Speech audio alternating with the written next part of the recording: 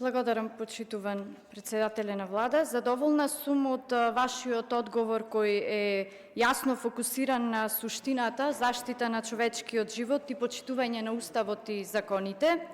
Особено ја ценам пораката дека законот Safe City или безбеден град не е насочен против никого, туку е во служба на сите граѓани, а податоците за намалени жртви и прекршоци ја потврдуваат веќе неговата ефикасност. Ставот дека човечкиот живот не смее да биде предмет на политички или етнички манипулации заслужува целосна поддршка.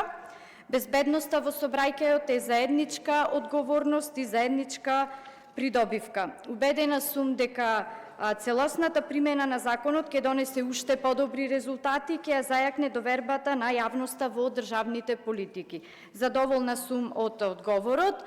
Со оглед на интересот на јавноста која чека одговори на многу други повеќе прашања, би сакала да поставам и едно дополнително прашање во врска со изјавите на докторот Жан Митрев.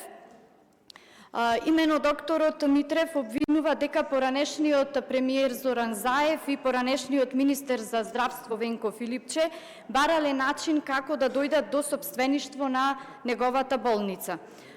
Како ги коментирате овие изјави и дали може да се очекува јавното обвинителство да започне случај и да ги истражи неговите обвинувања за да може целата јавност да ја дознае која е вистината? Благодарам.